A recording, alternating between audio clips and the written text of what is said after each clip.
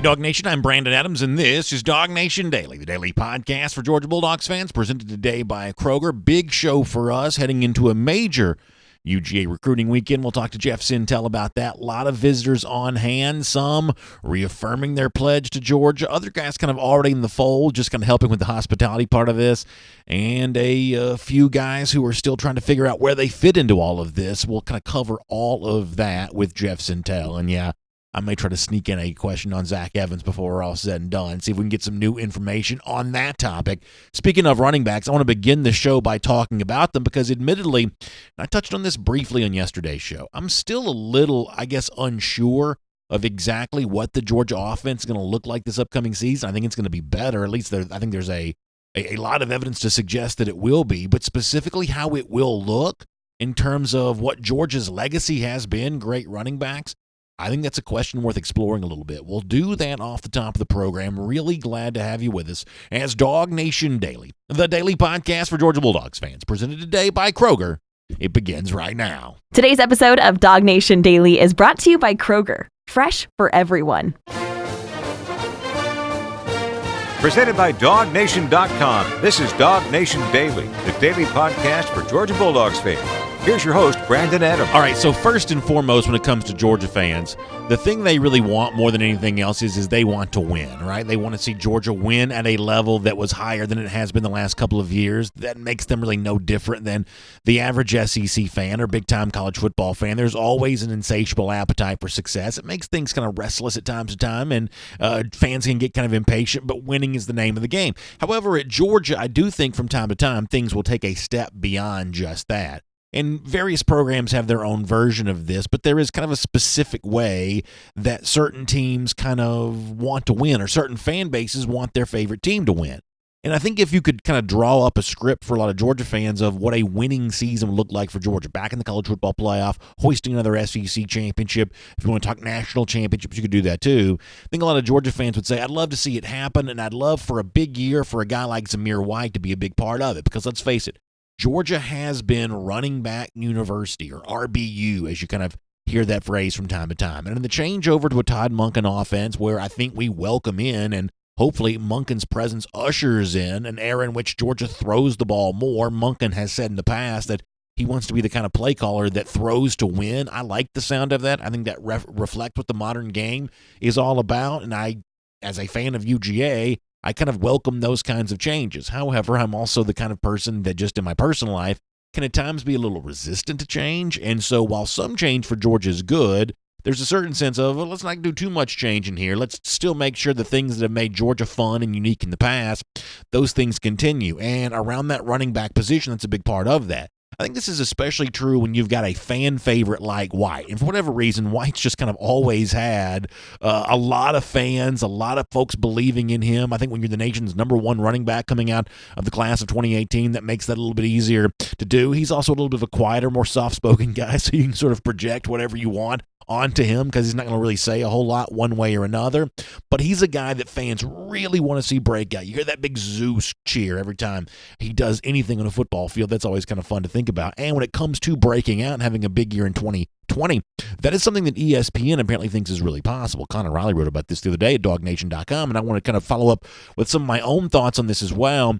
Way too early top 25, breakout performer prediction for each of those teams. Georgia's breakout performer, as predicted by Alex Scarborough from ESPN, is Zamir White. Here is what Scarborough writes about the Georgia running back. He says, DeAndre Swift is gone. So is Brian Harrion. Now it's White's turn. Against Baylor in the Sugar Bowl, with Swift injured, Harrion not in attendance, White made his first career start, rushing for 92 yards on 18 carries. He missed 2018 because of an injury, you know that, and that was exactly what the fans were hoping for from the former blue chip recruit. In other words, to see Zamir White put a punctuation on his 2019 season the way that he did makes you hopeful that he will pick up where he left off for 2020 and allow himself, along with a pretty talented crop of Georgia running backs now. Let's not forget this. James Cook is a part of that. Kenny McIntosh is a part of that. Kendall Milton on his way in as a freshman as a part of that. Who knows who else might be added before this class is all said and done. But for now, those are the names we know. These are talented guys, and they may all have their turn at bat to do something. But White, I believe, is the most significant of those names because I think he starts the year at the top of that depth chart, and we'll see how the competition works its way out from then. And I think the writer from ESPN is right about this. By him finishing off the Sugar Bowl the way that he did, it's at least hopeful now to say that by the time the 2020 season rolls around, he's far removed from the injury situation he dealt with in both 2017 and 2018, that he's kind of a fresher, newer player, all things being equal. And as I kind of alluded to a little earlier, if that ends up being true, how much fun is that going to be for Georgia fans? Because it just seems like that White's attitude has kind of always been exactly what you want it to be. We don't get to hear a ton from him, but he just seems to have his perspective exactly where it's supposed to be. I'll give you an example of this. After the SEC championship game, Mike Griffith had a chance to catch up with Zamir in that locker room. This is before kind of a better performance for him in the Sugar Bowl, but in terms of just being back on the field and working and competing and working to be the best that he could be, I think that White really laid out a great attitude about kind of how he's gotten back on a football field and kind of laying the groundwork for how he may go on to do even better things in 2020. Let me let you hear just a little bit of Zamir. I just worked and just did what I did to get back because all I know is hard work and just grinding, man. So yes, sir. So that's what I do. How much did it help the fans and the support you got from the Georgia fans? Was that a big part of pushing? Georgia fans are great fans, man. They're huge, man, and they supported me through it all, the downfall and all that. So I love Georgia fans, man. They're the best.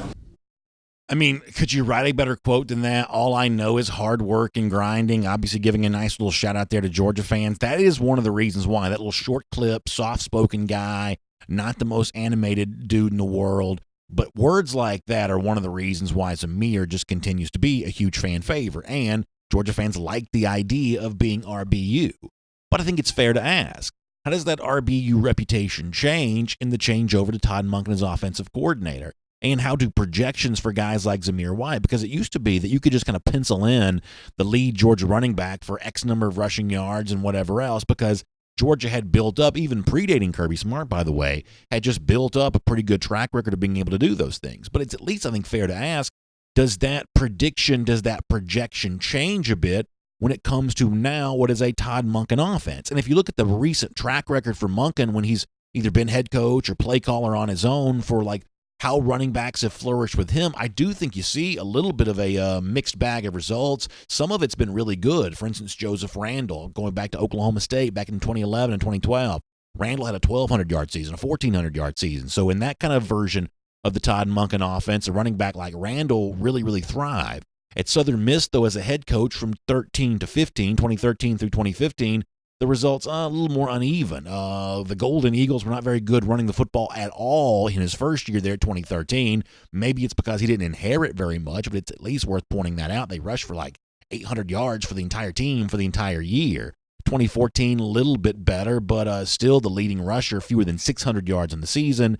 And then by 2015, Ito Smith, who Falcons fans may know a little bit about, by that point in time, he kind of broke out and had a big year. And by that point in time, actually, Southern Mississippi had turned into a pretty good running team by 2015. But the first couple years, maybe not quite so much. By the way, 1,128 yards for Ito Smith back in 2015. Same thing for the Bucs in 2018 as a play caller. Lead the National Football League in passing yards, but according to TeamRankings.com, just 28th in overall rushing yards. So kind of a mixed bag here for Monken, who is a guy brought in because of his acumen throwing the ball. What does that mean for the running backs and what we think may be an offense that features the pass just a little bit more? Let me also take you back in time to Monken's time with the Cleveland Browns this year. Now, let me set the scenario up for this because I do think this is an important next step in kind of understanding how all of this is going to play out. So if we go back to early October, the Browns, who Monken was working for, not the play caller for, that was Freddie Kitchens, the head coach, but he was in place there as the offensive coordinator. The Browns had just gotten walloped by the San Francisco 49ers, who obviously will be in the Super Bowl next Sunday. 31-3 was the final score, and obviously anytime you get beat that bad, there's a lot that goes wrong. And for San Francisco, a lot of that was, I should say for Cleveland, a lot of that was offensively. And the subject came up of, hey, the ratio of running plays versus passing plays, like kind of what do you want it to be, and what should Browns fans expect from you on that? This is him talking about the Browns after a loss, a bad NFL team. Frankly, we think of Georgia as still a good college football team. So this is not a perfect comparison one way or another, but in listening to Monken talk about his rushing philosophy here, I do think we can take something from that in terms of what he's going to try to instill at a place like UGA. So let me let you hear Todd Monken going back to his time at Cleveland. We are trying to win the game. We are trying to run the football. And sometimes statistics can show a different side of that when you're losing. I mean, I don't think at one point the other night when it was still a ball game, if you looked at where probably at that point our run-pass ratio wouldn't have been so skewed. I know we run the football because I sit up there and I'm charting it. So I know at a certain point it turns.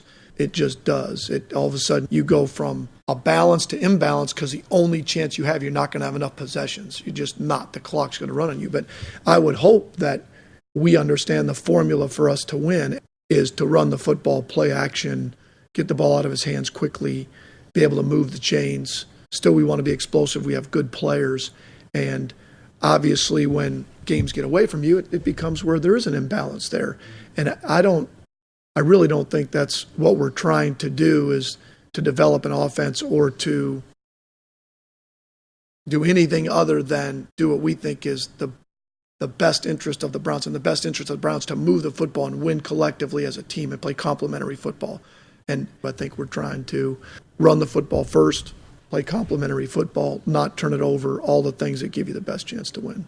Interesting that he says there we're trying to run the football first. That's a little bit different than some of the clips I've played for you in the past when it comes to Todd Monken. But I think what you see is if he were here to kind of explain his past, he would say, hey, the opponents we were playing, the talent I had kind of dictated what you saw. As I said before, in the early stage of his time at Southern Miss, maybe not very good running backs on the roster. That's why there were no rushing yards. At a place like Oklahoma State, more kind of prolific all the way around, you see Randall having some real success there. At a place like Cleveland, yes, we've got Nick Chubb. We're going to get him involved, but sometimes the Browns were just getting their brains beat in, and there's not as much of an opportunity to be able to see that. In this same press conference, I'm not going to play this clip for you, but he was kind of asked about getting Odell Beckham Jr. involved, and in talking about Beckham said, hey, listen, we've also got Nick Chubb as well. We're going to want to run the football with him too. So I think one of the things that you see when you really listen to a lot of things that Monken has said in the past, there is not necessarily a bias in favor of the pass as much as there is a desire just to be as explosive as possible. And in the modern game, sometimes that means leaning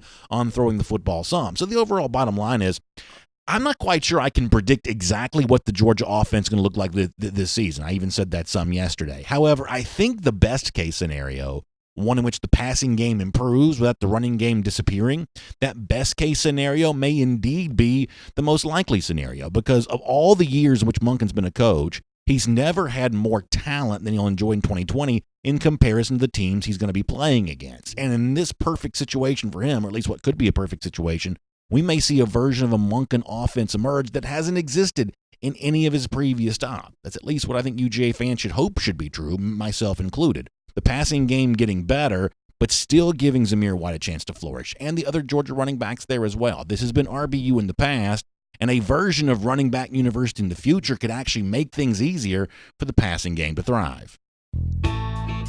My name is Brandon Adams, and this is DawgNation Daily, the daily podcast for Georgia Bulldogs fans, presented today by our friends at Kroger. Good to have you with us live on video, 10 a.m., Facebook, YouTube, Twitter, radio at noon on Athens Sports Radio 960 The Ref, and available as a podcast wherever you find them, including the world-famous DawgNation.com. Just really glad to have you with us. Went a little long there on the Monken running back talk, but we'll get Jeff Sintel here coming up in a moment. I also want to remind you that we're, as I said before, we're brought to you by our friends at Kroger today. It is cold right now, and with it being so cold, great chance for you to kind of stay indoors with your family, enjoy a family night inside. Whether it be with some of those classic board games like Jenga and SAR, you can get those at 25% off at a Kroger close to you right now. 25% off classic children's books. And when you buy select movies like The Lorax or Maleficent, you can also get a free bag of Twizzlers or a 3-count pack of Pop Secret to enjoy while you watch those movies. Stay inside, cuddle up, enjoy a night indoors, courtesy of our friends at Kroger. All right, so it is a big weekend coming up for Georgia recruiting. Before I bring in Jeff Sintel, let me go around the doghouse just by kind of laying the foundation for what all this is going to look like. Jeff at the forum at forum.dawgnation.com has put together a pretty, long list of some of the folks who are going to be in attendance this weekend. For those of you in video, I'll show this to you. Radio podcast, I'll read this. So this is a lot of what we'll be talking to Jeff Sintel about coming up in just a moment. Coming into town this weekend, expected visitors, Broderick Jones and his official visit, Cedric Von Pron Granger, these two offensive line commits for UGA, who are also taking visits elsewhere. Georgia's going to try to lock those guys down. Jeff says that's already been done. That's in the bag. I think for a lot of us, we'll feel good when those letters of intent are signed. And another chance to kind of entertain those guys this weekend. Jones and Van Pron, both pretty big visitors. Dejon Edwards, the running back out of Colquitt County, I think is a very interesting presence on campus this weekend, especially given what continues to be talked about when it comes to five-star running back Zach Evans. The fact that Georgia's talking to another running back this weekend, what does that mean? We'll address that with Jeff Sintel here in just a moment. You've also had a couple of UGA signees, Tate Ratledge and Austin Blasky, both offensive linemen. They're taking their official visits. I think Ratledge has said he just kind of wants to be there to help entertain guys like Jones and Cedric Von Pron, which is a pretty good thing for a guy in Ratledge who has been a little bit of a Pied Piper for this class as it is. So good job by Tate there on that front. And then you've got a guy like DJ Lundy and Cameron Kinney, some of these later names to the process, guys who around the state of Georgia have just had tremendous senior seasons, and that senior performance may have gone a long way towards earning them an opportunity to maybe be a part of this class. I told Jeff this on Before the Hedges presented by Kroger on Wednesday. I see nothing wrong with really honoring guys who play well in their final year on campus. This is something that Kirby Smart has said he wants to do, and guys like Lundy or Kenny or, we've talked a bit about Ladd McConkey, those guys may get a chance to really, really enjoy that. So it's an interesting recruiting weekend for Georgia with names we've been talking about for a long time, with names that have really just kind of popped on the scene here as of late, and also those big looming questions about guys like Zach Evans and will they make their way, or will he make his way back on campus before it's all said and done? So it's a fun time to be following UGA recruiting. A few more days to go before the 2020 cycle comes to a close. We'll get ready to find out more about that. I'll also tell you that later on we'll preview a big weekend for UGA athletics. There are some really interesting developments around the rest of the SEC that we'll cover, including a couple quarterbacks potentially on the move here. So we'll do a lot of that coming up. It's DawgNation Daily presented by Kroger. Really glad to have you with us today and hope you enjoy Jeff Sintel right now.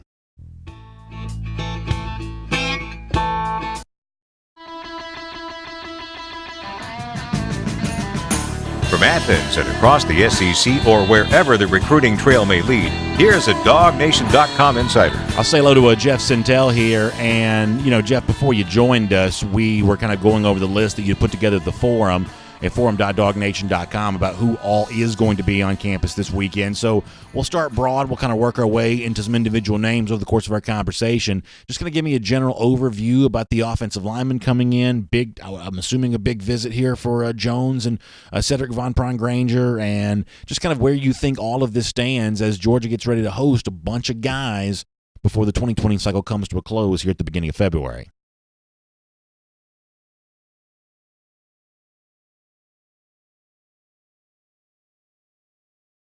All right, we'll see if we can get Jeff squared away there. I knew it couldn't be that easy. So we'll get Jeff here coming up in just a moment and let him talk more about those visitors and kind of everything else that's kind of going on. As I said before, I'm going to try to see if I can get him on a Zach Evans topic before we're all said and done. Any kind of new information, new things to know on that, we'll let Jeff tell us about that as well. And we'll look forward to getting a lot of your comments on today's program too. So a lot of ground to cover, a lot of fun stuff to do, and obviously later on we'll kind of let you weigh in on how you think a Zamir White or a Kendall Milton or a James Cook or a Kenny McIntosh, how you think they fit into a Todd Monken offense and kind of what that might look like. So we'll do that later. It's Jeff now. Jeff, we were talking visitors before. Set the scene for what you think is going to happen this weekend. Hey, Brandon. Good morning, everybody. Sorry for the hiccup there. I was on a three-way conference call with Jordan Burch and Zachary Evans. How does that sound? Well done, Jeff. Well done. Well, I guess, first of all, the only thing that could add more intrigue to this weekend would be if those two names showed up in Athens. One could take an official visit, and then one could also take an unofficial visit. But the crux of the matter here is it's a kind of a huge offensive line. Matt Luke, put your weight belt on and go to work recruiting weekend. And it's really an odd sort of event where you have at least two, probably will wind up being three, Georgia Bulldogs that never took their official visit prior to signing. So you have Austin Blasky from South Effingham, the wrestler, who was rated number 1 in the state in Class 5A earlier this year.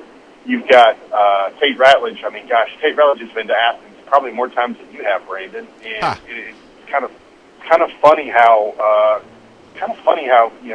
he's still there and he's taking his official visit. That's after last weekend, him and his buddy won the 2-on-2 NBA 2K video game tournament amongst the junior day guys. Tate was there last week helping talk to the 2021 junior class.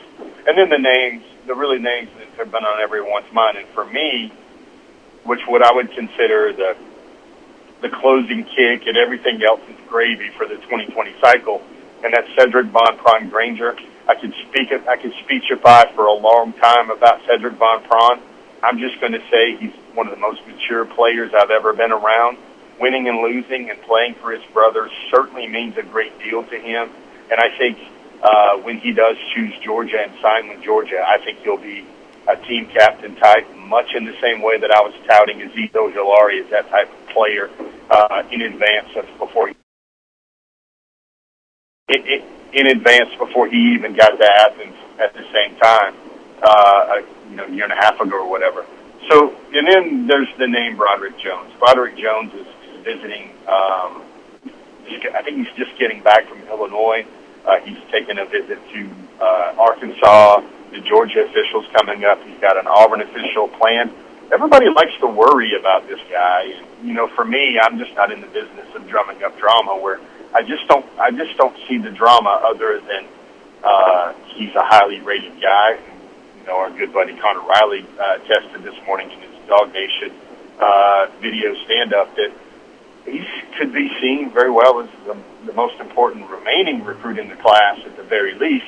But I think he could be argued as the most important recruit of the class total, given that he might be able to slide in and earn a starting spot now that Cade Mays and Isaiah Wilson and Andrew Thomas have made their decision. So it's a very big offensive line, Matt Luke, show us what you got type weekend to start with in Georgia this weekend. We should also point out we're in kind of that re-rank season for the major national sites, and Broderick Jones just got a huge bump from rivals in their final re-rank. So if you want a kind of a numeric value of how important Jones is, obviously seeing him in top 5 status according to that website, that's a pretty nice company for Jones to be in.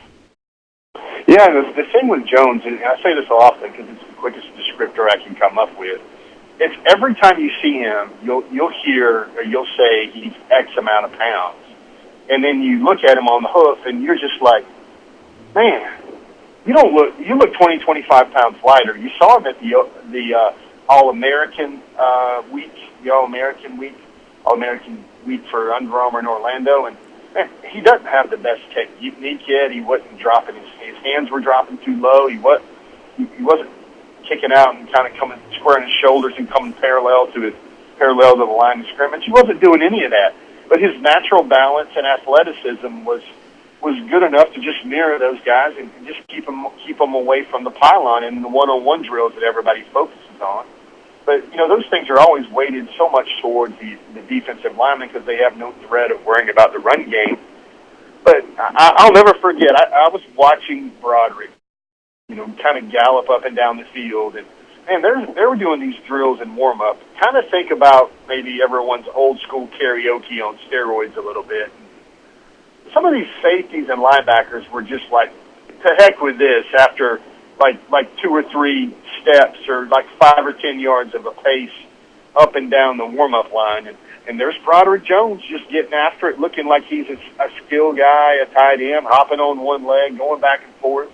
I mean, really, if you put side by side of him and Darnell Washington working alongside a lot of those drills, you would sit there and you would probably come out of that thinking that Broderick Jones is just a little better athlete than the nation's #1 athlete for this 2020 cycle than Darnell Washington. So let me ask you a very elementary question here for a moment. And as I've even acknowledged myself before that last official visits aren't necessarily the trump card that people sometimes think they are. They haven't always worked out for Georgia, and Georgia's been able to absorb plenty of other last official visits being taken by guys who ended up, signing with UGA, although they visited elsewhere before the deadline closed down. But, Jones, if I've got my timeline correct, has still got a final official coming to Auburn, and I believe that Van Pron's still going to Florida for an official visit, if I've once again kind of followed the online chatter correctly on this. So, very elementary question.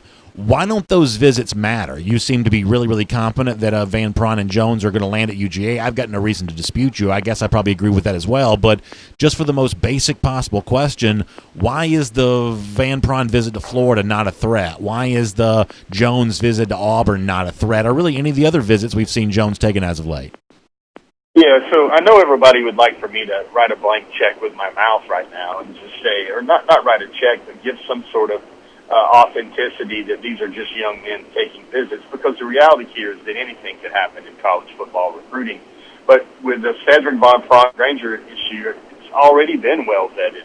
Georgia was the fit for him on a lot of levels, beyond the fact that the playing time, the relationship to Coach Sam Pittman, the relationship with the members of the current Georgia 2020 class.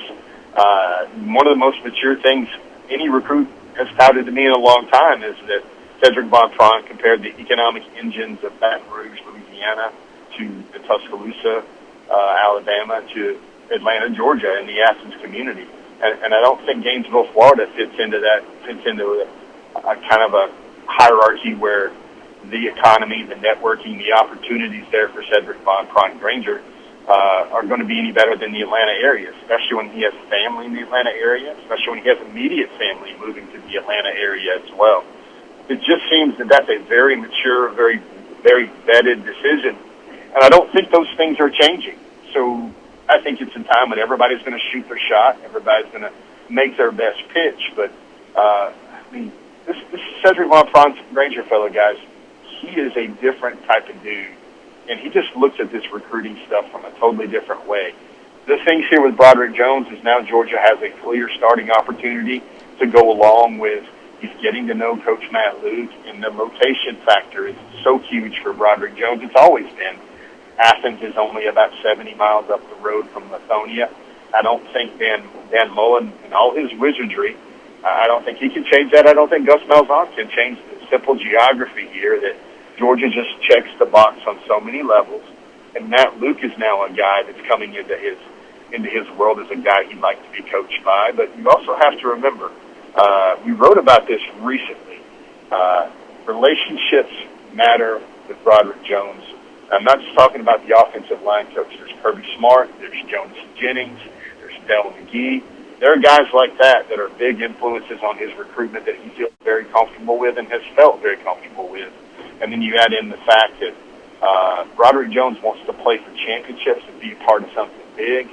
And he can't go find a Darnell Washington or a Keely Ringo or a Cedric Von Granger, an Arian Smith, a Marcus Rosemy, a Tate Ratledge. He can't find all those pieces at those other schools quite like he can with Georgia. So it's not just one thing.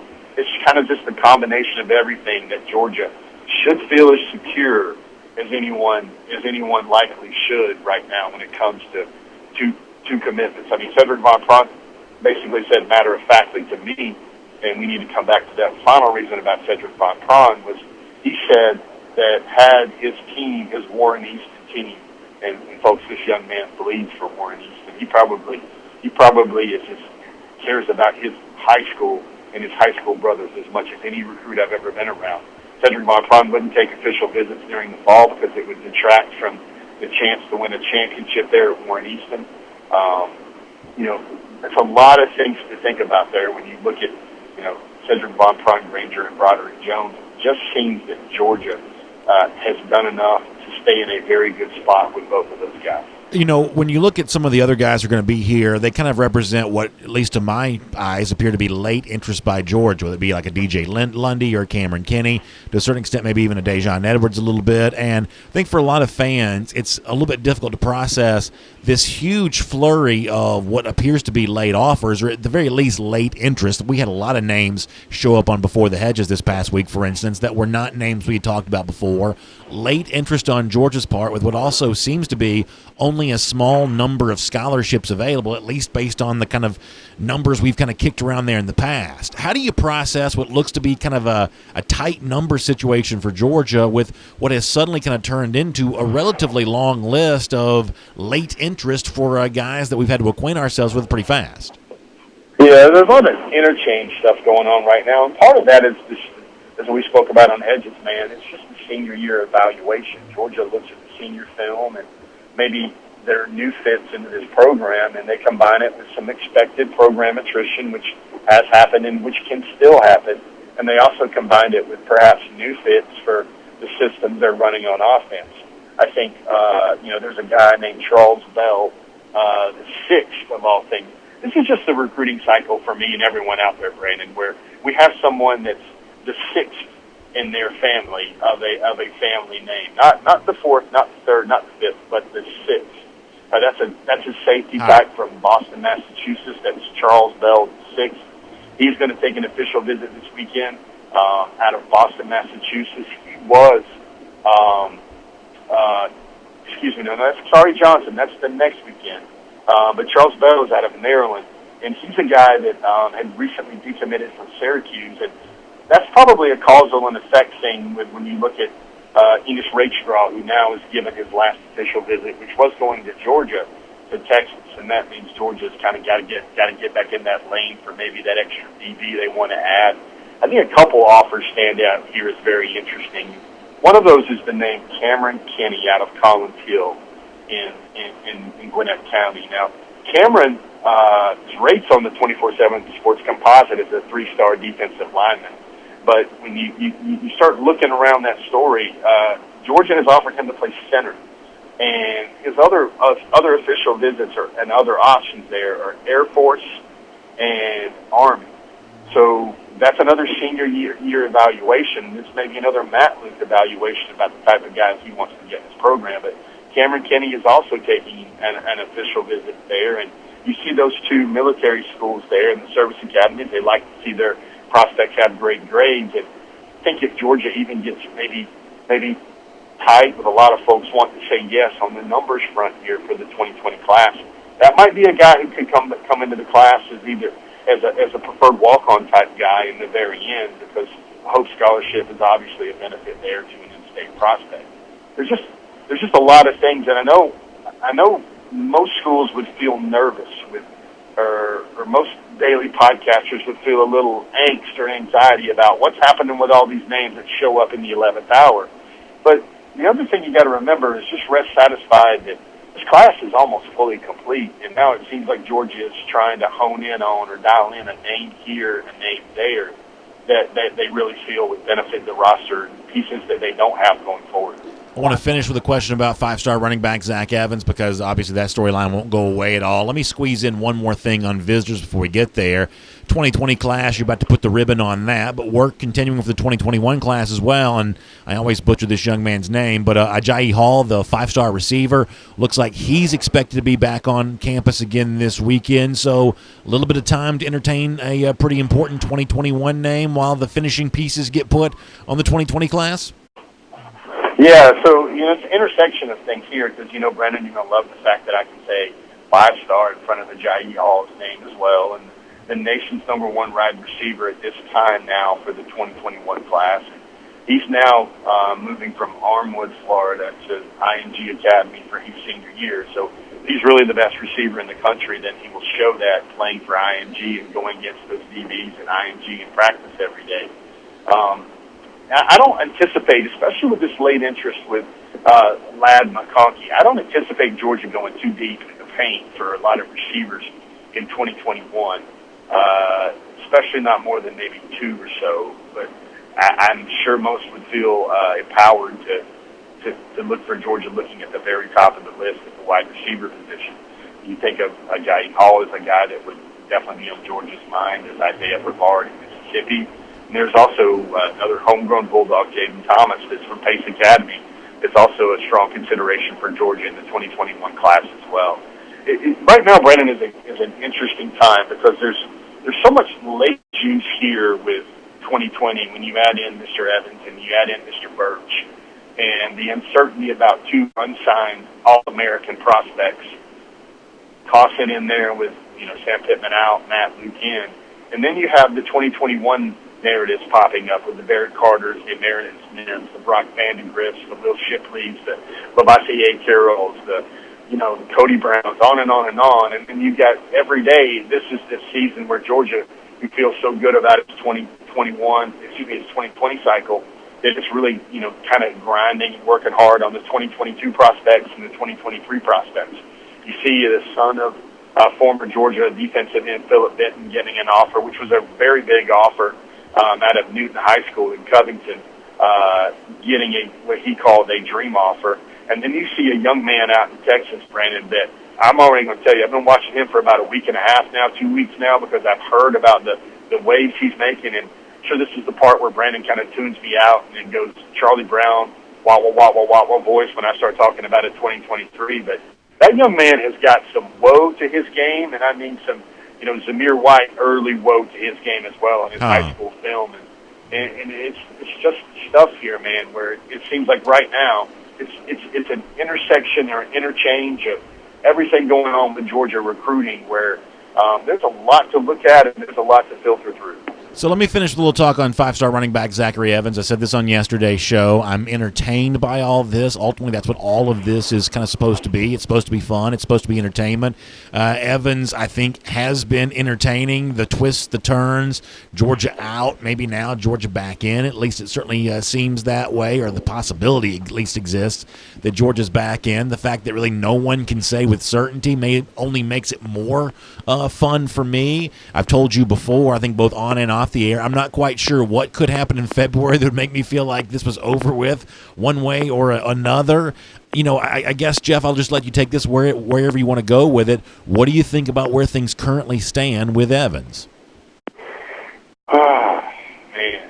I mean, Brandon, I'll just simply say I think the matter is still very unclear, and there's not going to be any clarity with the National Signing Day on February the 5th. There's not going to be any clarity no matter how many Instagram pictures he puts out. There's not going to be any real clarity with how many financial aid forms he can sign with all these other schools. Simply going to be this young man's going to show up somewhere, probably in all likelihood going to be in the May semester, the late May cycle, and everybody's going to know where he's at because he's enrolled there, and that will start his NCAA window when he has five years to play 4 seasons.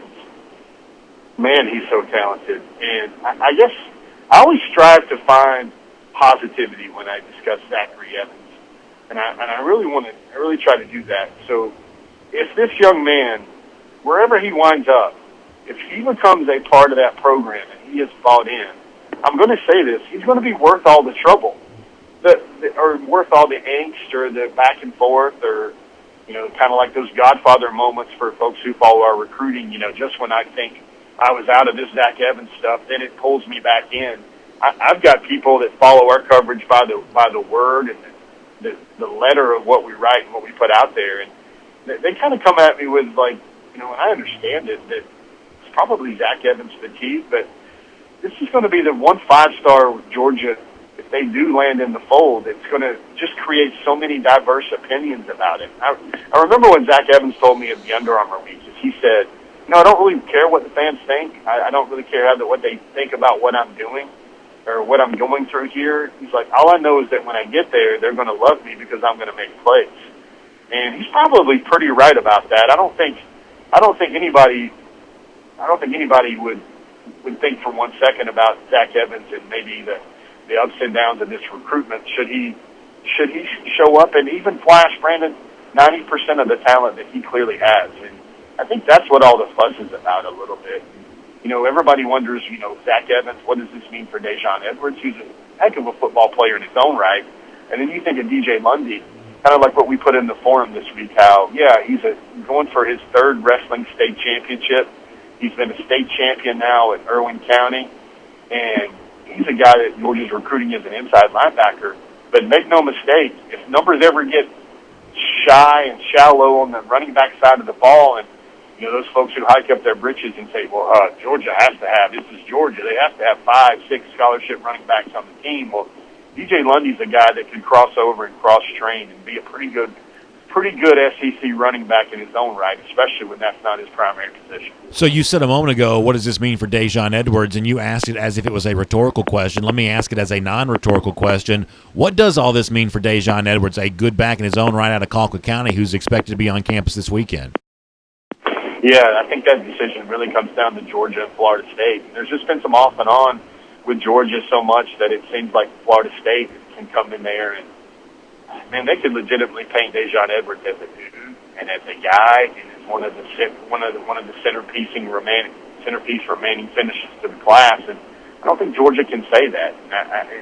For me, I think it would take a lot of maturity for a guy like Daijun Edwards to just sit there and go, don't care about all that, don't care about where I was on the board or where I was prioritized or where I was not prioritized. I mean, Daijun Edwards was actually basically the back in the state of Georgia that it seems like Del McGee pursued as hotly and as heavily as any running back in the state of Georgia over the cycle. So that's something there.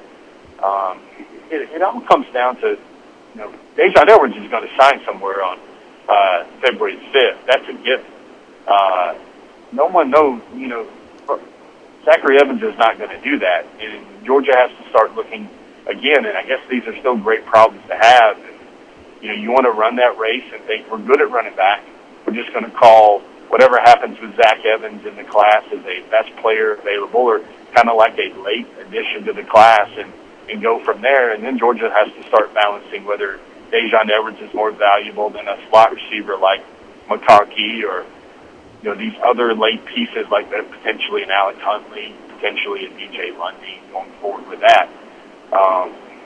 It always never fails to entertain, but also it's one of those things where I don't think with Kirby's signing days, especially how it seems like the early period has sucked out all the drama, this recruiting staff and this coaching staff has never failed to give you at least 1 or 2 chortles on National Signing Day the last few years, no matter what happens. So I realize no one knows the answer to this, but is there a chance because you call Evans a best player available type, and I think that's probably an apt description for him wherever he ends up landing, this is the kind of guy you bring him in because of the talent. Given that as a potential scenario, is there a world in which Georgia takes Daijun Edwards and also still takes Zach Evans? I don't think so. I mean, watch it unroll and happen, but I don't think so because it just seems to me with what Georgia's trying to do, the blue shirt stuff there with Jared Zirkle. And, part of me, nobody even thinks about guys like Kendall Milton anymore, who's just been everything folks would ever want to recruit, an elite running back recruit to be for Georgia. All this late focus is on the new guy and the next guy. Certainly that is understandable. But Georgia's trying, people forget, if Georgia doesn't load up, and here's a point I don't know if you've even brought up on your program, Brandon. What Georgia's trying to do with scholarships, if there was ever a way where they could find a way to not keep forward counting these grad transfers, and, Trey McKitty's a great example. He can't count towards the 2020 cycle because he's not enrolled. Jamie Newman can count towards the 2020 cycle. But sooner or later, it feels like you're robbing Peter to pay Paul to go through something I heard my grandmother say all the time and my mom say all the time coming up. The 2021 class is going to be a great class, a lot more in-state guys that are going to be drama-free, so to speak. And if Georgia goes into that class kind of saying, okay, we're already charging Zirkle against the 2021 number, you're charging McKitty against the 2021 number, it just keeps adding to the fact that, Georgia can't sign a full allotment of players. And sure, that's fine, but what it does is it robs Georgia the ability to take a young man in that slot and get at least 3 years of strength training, coaching absorption, and progression to be a really terrific football player by the junior year. That's just something I don't know if a lot of people think about. Yeah, it's interesting stuff, Jeff. We know it's going to be busy for you covering all this weekend. We'll look forward to reading you at the forum at forum.dawgnation.com and on DawgNation.com as well. Thanks for being here today on DawgNation Daily, presented by Kroger. We'll look forward to getting a chance to speak to you soon. All right, guys. Have a great weekend. All right, good stuff there from Justin Taylor. Let's take a look around the rest of the league. This is SEC Through. All right, good stuff there from Jeff Sintel. A lot to kind of think about. Interesting at the end that he kind of talks about the number situation and how when you take these graduate transfers, you're kind of always spinning it forward in terms of counting against the future class. For me personally, I'm sort of fine with that. I mean, I think the way that a college team gets itself in trouble more often than not is by playing it too safe with its scholarship count. Oh, we better hold one or two back, or we better not be too aggressive at talent acquisition because how are we going to fit all these guys under the 85 cap? That's how you get yourself in trouble. I think the opposite of that is you put yourself in the best position to win by constantly trying to maximize the moment that you're in now. To me, it's a little bit like the NFL and the salary cap. Now, I'm not as big an NFL fan as I am a college football fan, but the one thing that I think you see is for all the panic about salary cap woes and needing to get under the salary cap, like look at the New Orleans Saints as a for instance on this. These things just have sort of a way of taking care of themselves. Scholarship limitations, the crunch of getting under the 85, those things have a way of kind of taking care of themselves too. So I actually really like it that Kirby remains aggressive there in that regard. And, I never quite know how many guys Georgia's going to be able to sign, or a lot of this kind of stuff sort of eludes me because I'm not that smart anyway, but it is fun to pay attention to. What else is fun? A cruise around the SEC courtesy of Royal Caribbean, and you're talking about fun stuff. Royal Caribbean is rolling out an amazing ship that you have got to be able to see. It's really the newest game changer in the cruise industry, and it is on its way. The first quantum ultra class ship to sail in the U.S. and Europe. It's the Odyssey of the Seas. Odyssey is going to be sailing from Fort Lauderdale in the fall of 2020, and then from Rome in the summer of 2021. This is really kind of amazing. So it's unbelievable, features on board, whether it be the Ripcord by iFly, which is kind of like a skydiving simulator, North Star, which is a jewel-shaped capsule, ascended 300 feet above, got these panoramic 360-degree views. Seaplex was just like a really fun game area with basketballs, bumper cars. Can you believe they've got that at sea now? So a lot of cutting-edge entertainment, nightlife, the kind of stuff you've come to expect. And, of course, we here at DawgNation Daily love the Playmaker Sports Bar and Arcade. And that's going to be on there as well. So contact your own travel advisor to book your cruise, or let me recommend my friends at the Cruise and Vacation Authority. You can call them 800-326-4971. That's 800-326-4971. That'll get you in touch with the Cruise and Vacation Authority, and please let them know you heard about them here on DawgNation Daily. All right, one kind of slightly late-breaking story. This is not a big deal, but it looks like Ed Orgeron has signed an extension at LSU. 6 years, $42 million for him. No real surprise there. A couple more interesting, I think, pieces of news. So there's been a lot of chatter as of where Chase Bryce, the Clemson quarterback, might transfer. It was speculated that he might transfer, then he made official that he was. There's been a lot of smoke, I shouldn't say connecting him to Georgia, but a lot of weird social media stuff where kind of Georgia kind of pops up, and obviously Georgia was taking a transfer quarterback at some point in time, so there's been kind of a lot of curiosity about what might be going on for Bryce.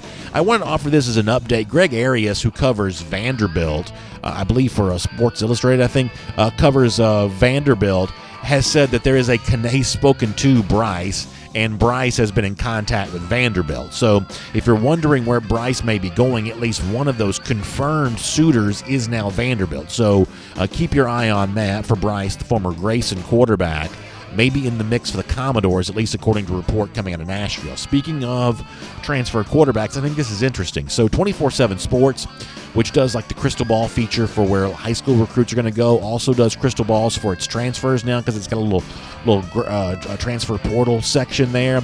And the crystal ball leader to land KJ Costello is currently Mississippi State. There's even some reports coming out of Starkville that this could actually happen, maybe sooner rather than later. So this is, I think, really interesting because I think that Costello is a pretty impressive quarterback. When he's been healthy there in Palo Alto, he's had some really big games. Obviously, we know, now y'all know I'm critical of Mike Leach as a coach, and I'm not going to change my tune on that. But the one thing that he can do is he gets the most out of his quarterbacks. He obviously did that with Gardner Minshew there at Wazoo a couple of years ago. So Costello and Leach as a tandem together would at least be entertaining. And for these, folks who kind of want to see the full kind of full-fledged version of the Mike Leach air raid type thing, a quarterback kind of like Costello certainly gives you a chance to do that. So we'll follow the future there. One of the other kind of big, high-profile names on that transfer portal market is Costello, and there's at least a couple of ideas out there linking him to Mississippi State at the moment. And then finally, there's this. So Kevin Steele, according to a number of reports, is set to be the highest-paid defensive coordinator or assistant coach in all of college football. About to get a raise. It's going to pay him $2.5 million a year, kind of putting him in that same category where Dave Aranda was at LSU a year ago before Aranda became head coach at Baylor. But Steele's going to get this big raise. Now, listen, I like banging on Auburn as much as the next guy does. I like, criticizing them, and it's kind of funny to see Steele in this position now, given the fact that it wasn't that long ago that he was not really a defensive coordinator in very high demand. Think about like the tail end of his time at Clemson when they were getting lit up by West Virginian bowl games. At one point in time, Steele was not the coveted name that apparently he is now, to the point where Auburn's paying as much money as they can. This is one of those things I'm not going to be critical of for two reasons. First of all, I always think it's really smart for college football teams to exploit the areas in which there's no rule to limit you. There are rules to limit the number of players you can have on campus at any one point in time. You can't have more than 85 guys on scholarship. That's a limitation. What's not a limitation, though, is how much you spend on your coaches to keep them employed and to keep them happy. There's no salary cap when it comes to your coaching, pool or anything like that, so you might as well pay as much as you need to. For all the things these college programs do with money, paying assistant coaches to keep them happy in the fold is actually, I think, one of the wisest things a program can do. And once again, for the Georgia fan who kind of wonders what the landscape is of his chief rivals and like the programs that are going to be the biggest thorn in Georgia's side moving forward. For as much as the national media wants to tell you about Florida and what Dan Mullen's going to do and this and that and blah, blah, blah, blah, blah. And even to a certain extent, Tennessee, who kind of finished the season on a high note, won its bowl game, and Jeremy Pruitt kind of swoops in and convinces Cade Mays to leave UGA or whatever else. What's happening at Auburn, I think, is at least worth watching. Now, listen, Gus Malzahn seems to always kind of find a way to stub his toe, and they're sort of bad when you think they're going to be good, and good when you think they're going to be bad. I sort of get all of that. But if Kevin Steele really is a defensive coordinator they're truly going to trust, and let's find out how good of a DC he is with Derek Brown no longer in the fold there. But if that's a defensive coordinator they really want to believe in and kind of make a long-term answer at $2.5 million a year, he's not going to have very many reasons to leave and go looking anywhere else. And for a guy like Chad Morris, a good friend of Gus Malzahn's, who's been a head coach but kind of a competent tutor of quarterbacks before. Malzahn, with two coordinators that he trusts enough to actually kind of become the CEO-style head coach. Much the same way we may be seeing an evolution taking place at Georgia evolving to a little bit more of a modern version of the offense. If Malzahn finally takes that next step in his evolution and becomes the CEO-style coach, as much as it pains me to say this, I think Auburn could be more of a threat in the SEC moving forward than they're sometimes given credit for. They did not have a very good bowl game against Minnesota. That doesn't really matter to me all that much. I do think they've got two pretty good coordinators in place. $2.5 million for Steele seems like a lot of money. But I believe that Auburn's kind of a team worth watching here, and that's true for 2020, but it could be true even beyond that. They don't get as much hype as Florida does, but when it comes to rivals you have to worry about if you're Georgia, to me, I would still rank Auburn above Florida in that regard. You may disagree, but that's the purpose of the conversation, so you can weigh in if you'd like to. Here on DawgNation Daily, presented by Kroger, we'll make that cruise on the SEC, courtesy of our friends at Royal Caribbean. And obviously, as we head towards the weekend, we kind of always like to sort of kick off the weekend by thinking about our friends at Kroger. I told you before about maybe staying indoors and kind of enjoying the cold weather from the inside, looking out through the window. Well, whatever you've got going on for the weekend, big parties, whatever else, you can always get stocked up for what you need at Kroger, including getting ready for the big game next Sunday. Go ahead and be getting stocked up for that. And speaking of the weekend, Kroger always allows us to look ahead to a busy weekend for UGA athletics as well. So let's do that as a part of our Kroger kickoff. I think a very important basketball game for the Georgia men on Saturday against Ole Miss. Bad team. Frankly, I'm at this point in time, I'm not quite so sure Georgia isn't a bad team. So Georgia needs to go out and win this game to just sort of maintain any relevancy for the remainder of the season. I expect them to do that. But Georgia needs to look good in front of the home crowd on Saturday. Gym Dogs also on Saturday. They're in Fort Worth in one of these kind of combined meets against Denver. Alabama and Oklahoma. So Gym Dogs doing that. Lady Dogs. By the way, congrats to the Lady Dogs. Coach Joni Taylor, fresh off an upset win in Fayetteville last night, take on South Carolina. Another one of these really good ladies teams in the SEC. They'll do that on Sunday. Then you've got 4 former UGA golfers in the field for the Farmers Insurance Open. That's at Torrey Pines in La Jolla, California all weekend. By the way, great start yesterday by Bubba Watson. Bubba seems to always play well on the West Coast. Won the Genesis a couple years ago. Bubba kind of got off to a nice start yesterday. You've also got track and field, swimming and diving, tennis, kind of in men's and women's, kind of involved all weekend too. So pretty busy weekend for UGA athletics and whatever your particular sport is. Hope you enjoy that as the Dogs, in addition to some football recruiting, have some other sports kind of going on there as well. The one thing I have been very honest about in the past, and I'll be candid about it right now too, is I've got to do a better job of following some of these other sports. Admittedly, I just don't know a lot about track and field or swimming and diving, things like that. I've had people who, listen and watch the show from time to time who are good enough to kind of help fill me in on some of those details. But listen, different people sort of gravitate towards certain sports, and I like a lot of the more traditional sports. Admittedly, I do really like golf, and so we probably end up talking more about golf than we do tennis and things like that. But I'm going to try to do a better job giving a little bit more attention to some of the other UGA sports as well, especially with track and field doing as well as it has done. Matthew Bowling in the fold there. Of course, tennis continues to be strong, and swimming and diving always a lot of fun too. So we'll try to do our part to kind of keep up with all of that. One thing that is very easy to keep up with, the Gator Hater Updater. 1,182 days. That is how long it's been since the lousy, stinking Gators have beaten the Georgia Bulldogs. You have a great weekend. We'll see you back here Monday, DawgNation Daily, presented by Kroger. And on video, how we doing on time? So we got like 10 minutes. We got to do really, really quick here. As many of your comments as we can as part of our R.S. Andrews cool down. We'll have a good time with that. But we got a lot to do today around here. So let me knock these out, and then we'll be on our way. But I am curious to hear what you think, whether you want to talk about the role that the running backs will play in a Todd Monken offense from the top of the program. I'm sure many of you want to still talk about Zachary Evans. I am here for that. A lot of recruiting chatter, everything else. We can kind of just do all of that. And as we do, I'll remind you that our friends at R.S. Andrews make all of this possible. And if you're facing a situation at home where, let's say your water heater is like busted. I mean, who even knows how these things work to begin with? And when they stop working, what's the cause of that? No one knows. R.S. Andrews knows, though, and if yours is broken, they can fix it for you. So find them online at rsandrews.com. Same thing for like electrical issues. We talked before about the heating systems. Whatever you may be dealing with, air conditioning, heating, plumbing, electric, story after story, R.S. Andrews has delivered smiles, and they can deliver a smile for you. So find them online at rsandrews.com. And with that said, let's dive over here to Facebook first, and then we'll go to a YouTube after that. Jarvis Hanna says he's got Auburn beating Alabama again this season. As I said before, and I won't spend a whole lot of time on this because I talked about it a couple of minutes ago, I think it's really weird how Auburn gets almost no attention at all right now in comparison to Florida, who's like the darling of a lot of these way too early top 25s. And to the extent that I can be self-aware, I don't think this is me just trying to be a Gator hater and like twist the knife on Florida every chance that I get. I think that legitimately Auburn is still a better program than Florida is. Yes, Florida beat them head-to-head this year, but I believe that Auburn's still the better program. And if we want to think about like 10 years, more long-range thinking, decades worth of college football, I think what Malzahn, as sometimes shaky ground as he's kind of stood on, I still think that he is building something that's more of a threat to Georgia than what I believe that Dan Mullen is building at Florida. Brian Jones, funny line from him. Ty Snellgrove says the safety we're looking at Maryland has real good film, physical and fast, great ball skills. Maybe one of those diamonds in the rough. There are diamonds in the rough, and sometimes Georgia gets them.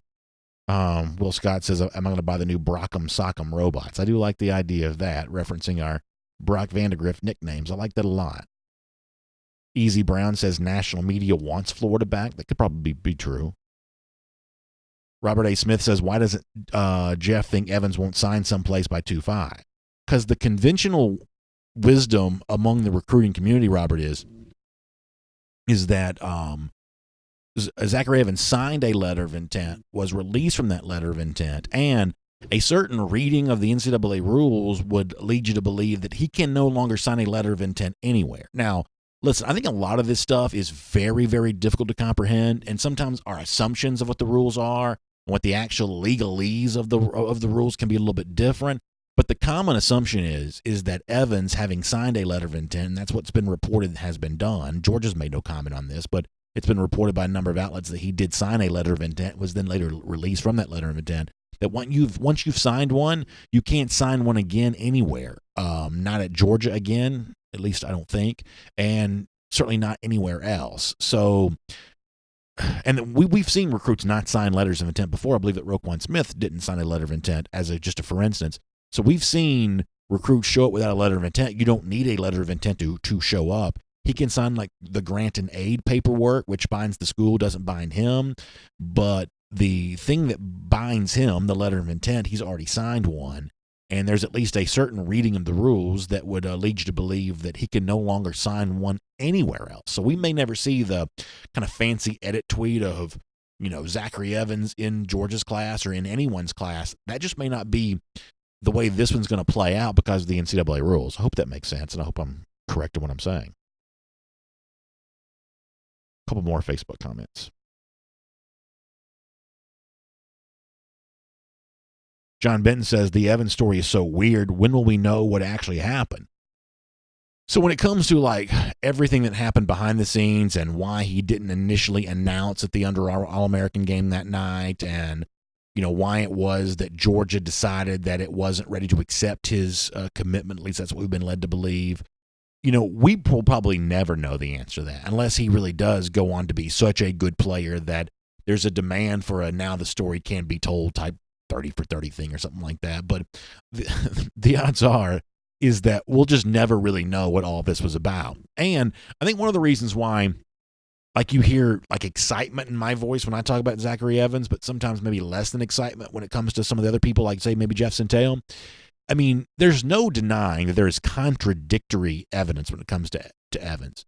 Maybe there's been one thing said here and then another thing said here, and both those things can't be true. And if you're tasked with like reporting the news, that's obviously frustrating. And I understand that. I'm not really tasked with reporting the news. All I'm tasked with is talking about the news. And it doesn't matter if the news is contradictory to me. We're just going to talk about it no matter what. So the presence of Evans is nothing but good news for me, whether he goes to Georgia or not. We're having fun with it right now. For someone who's going to be forced to be more meticulous and kind of follow the TikTok of the whole thing, then obviously it's a little bit tough because Evans, some of the stuff that's out there can be a bit contradictory. So to go along to John's question of will we ever know, one of the things that prevents that is, and you can go back and kind of watch, some of the video stuff from the Under Armour All-American game after Evans didn't make his announcement. Even some of that, it's like, how do you kind of, what's the word I'm looking for? How do some of these statements exist in the same world as some previous statements? Sometimes it's kind of hard to know how that goes. But I think it's fun. I think it's fun, and I'm not like that stressed out by it. I mean, I think that, as Jeff said, Kendall Milton's a great running back, or at least on paper, a terrific running back. Georgia's got a good class. It'd be nice to add another big name to it. I'm not that stressed out about like behavioral issue for Evans. I mean, to be like super blowhardy for a minute, think about the kids that you grew up with and got in trouble. Think about what one of the remedies is for kids like that sometimes. You send them to like a military school. Like, why is that? One of the things that something like that offers is a very regimented schedule. There's really no better solution for like behavioral problems than just a very busy, regimented schedule. Well, Georgia's not military. College football's not like that, but you better believe from a regimented schedule standpoint, it's more regimented than a guy like that's used to. Sometimes I think just having to be at X place at certain time and having somebody, big and serious breathing down your neck if you're not there, I think that does wonders for a lot of kids. So as I've said before, I think that college is a time for growth and maturity. Now, certain people are kind of below the threshold of maturity to even be able to handle the college environment, and there's not really a whole lot you can do about that one way or another. But for someone who kind of meets the threshold of mature enough to start, sometimes the experience of being on campus allows maturity to then grow and flourish beyond that. So not only am I not stressed out about where Evan's going to go, I'm entertained by it. I'm also very open-minded to the idea that I'm not even going to say him, anybody that's had some sort of issue in their past, you put them in a college environment, there is a chance they become model citizens because of just the experience of making sure you're eating at the right time every day, making sure that you're showing up on, to class where you're supposed to be. A lot of these guys get in the weight room, they get fascinated by watching their body grow and develop. Suddenly at this point in time, they don't want to be knuckleheads because they're too busy watching themselves get stronger each and every day. That becomes fascinating for many of them. So I'm not really stressed out about any of it. I think it's all fun, and I think if he ends up landing at UGA, it'll be really good news, and then up to him to take advantage of the opportunity that's been given to him. And if for some reason he or one of these other 2020 signees, because the odds are one of them won't, if one of them doesn't take advantage of that, then, sometimes life's tough, and you move on and you move in a different direction, and they will live with that regret forever. Bob Garrison says, how close is George on the two Columbia kids, Alex Huntley and Jordan Burge? Admittedly, I don't know, and maybe not close at all. But, the one thing I have kind of continued to say is, as long as these guys remain unsigned, then I hope that George is doing some part to kind of get in there on them. Daniel Conroy asking the same thing, and I'll kind of give the same answer, that as long as he's unsigned, I hope that George is shooting a shot. And if it doesn't work out, if he's unreceptive, then you move on. But as Jeff alluded to on Wednesday and before the hedges presented by Kroger, that with Aranda no longer at LSU, if there's and maybe Clemson not even having room at this point, if there's a non-South Carolina suitor now, it may be Georgia or really no one. So I take advantage of that. I guess I ended up going long on Facebook and didn't get any YouTube comments. Let me do a couple of these, and we'll kind of get out of here. Green Soldier says, my cold weather clothing is on point. Thanks, Green Soldier. I appreciate it. This was a Christmas gift for my parents, so I appreciate you saying that. Sergeant AR-10 says that Kenny Mack and Cook are fire, and they certainly could be. Levi Rushing says, I didn't mention this during the show. He says there's a rumor that Tennessee's going after Texas A&M's running backs coach. That's why they're recruiting him now. You may be right about that. The issue, though, is that, I kind of predicted that Evans would go to Texas A&M at one point in time. They can't seem to get in there and win that recruitment. So I'm not quite so sure an Aggie assistant in Knoxville necessarily helps that, because it's A&M that can't seem to win the thing now. So you may be right, but that's kind of my thing on that.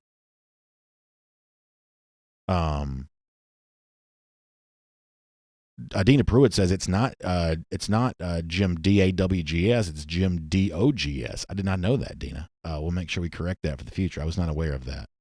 I thought they were all DAWGS. Top Dog asks, is Coley still a possibility to A&M?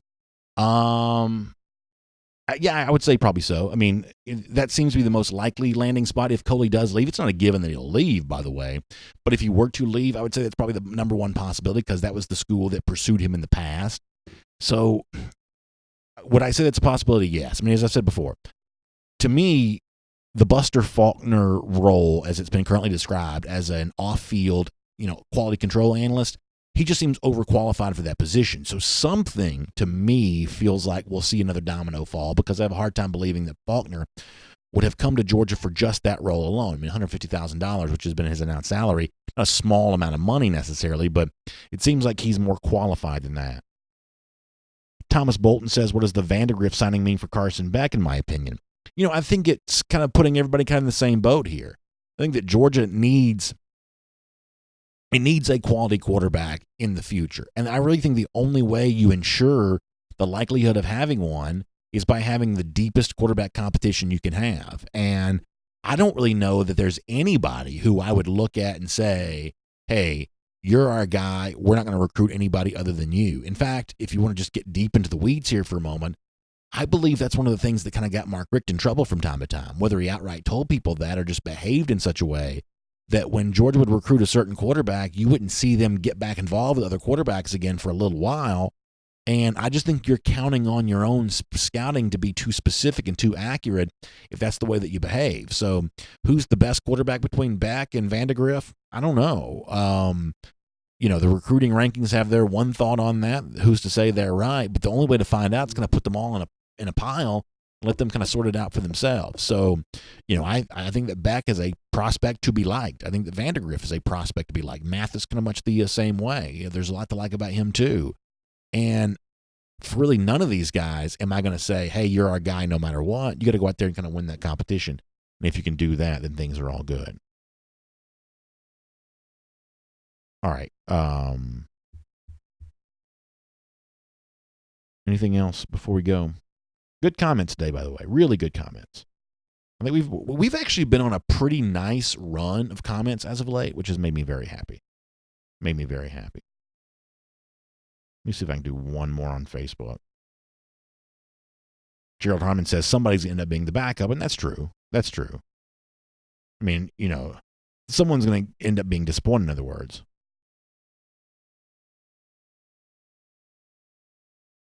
Al Birchfield says, is anyone going to match James Coley's money? That'll be very telling to see if Coley were to go somewhere else, and we don't, as of yet, don't know what his future plans are. Georgia has told us that he's going to remain here as assistant coach, but if he were to go, the money he ends up making would be very, very telling about a lot of things. Kevin Blackman says, does Nick Saban leave when we beat them down in 2020? Boy, that's fun to think about. That game in September is going to be huge, y'all. There is a lot riding on that game, and it's one of the reasons why I think Georgia has had as an aggressive an offseason as it has had. We'll have fun talking about it coming up next week. So as we get ready to wrap up here today, let me remind you to make sure you check out AJC.com for your Atlanta news now. One thing in particular I want you to be aware of. We don't obviously talk NBA here on this program, but really, really great news for the Hawks yesterday is Trae Young was announced as a starter for the Eastern Conference All-Stars. He also had kind of a cool video that went viral on that. You can see that at AJC.com. And it's not been a good season for the Hawks, admittedly, but Young is a really good story. So you can read more about that at AJC.com. They also do a great job of getting you ready for the weekend as well. Weekend preview type stuff, restaurants, bars, all the kind of cool things happening. Chop Fest on Saturday. I'm actually going to that. So at the stadium formerly known as SunTrust Park. So all kinds of really, really fun stuff. You can get AJC.com for your Atlanta news now, and just kind of check in throughout the day to make sure you stay up to date on that. And huge thanks to our friends at R.S. Andrews for making the R.S. Andrews cool down possible. And if your heating system's not working, as I've told you before, that $99 mega furnace safety check can make sure that your furnace is not just warm enough to make it through the winter, but it's safe for your family there as well, which is a very important thing. Give peace of mind to the people who live in your household. It's just $99. So find out more on that at rsandrews.com. Story after story, R.S. Andrews has been delivering smiles, and they can deliver a smile for you. Hopefully we put a smile on your face today here as well. Thanks for being here as a part of DawgNation Daily, presented by Kroger. We'll be back again on Monday. Y'all have a great weekend, everybody. For more DawgNation videos, check out youtube.com/DawgNation.